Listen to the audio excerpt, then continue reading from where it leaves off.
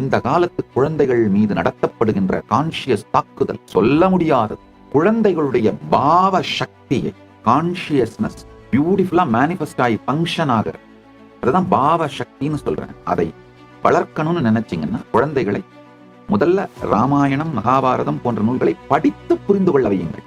அதுக்கப்புறமா பார்க்கட்டும், எடுத்த உடனே பார்க்க வைக்காதீங்க, படிக்கணும். அப்புறம் இவர்களுக்குள்ள அந்த பாவ பலம் வளரும். ராமர் எப்படி இருந்திருப்பார், சீதை எப்படி இருந்திருப்பாங்க, எப்படி லக்ஷ்மணர் இருந்திருப்பார், அனுமான் இருந்திருப்பார், எப்படி அந்த கதை நடந்திருக்கும்.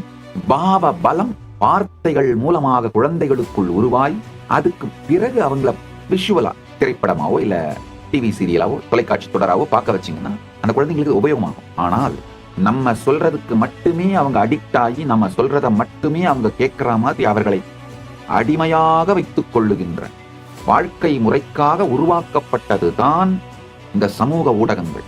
நன்றாக புரிந்து கொள்ளுங்கள். சில பேர் கேட்கறது, நீங்களே சமூக ஊடகத்துல தான் சாமி வர்றீங்க, நானாவது அதனால் ஏற்படுகின்ற தீமைகளை உங்களுக்கு புரிய வைத்து இந்த ஆன்மீக விஷயங்களை தவிர வேறு எதற்கும் சமூக ஊடகங்களை உபயோகப்படுத்தி அதிலே உங்கள் காலத்தை வாழ்க்கையை வீணடிக்காதீர்கள்னு சொல்லித்தான் ஆகணும். அதுக்காகத்தான் சமூக ஊடகத்துக்கு வர்றேன்.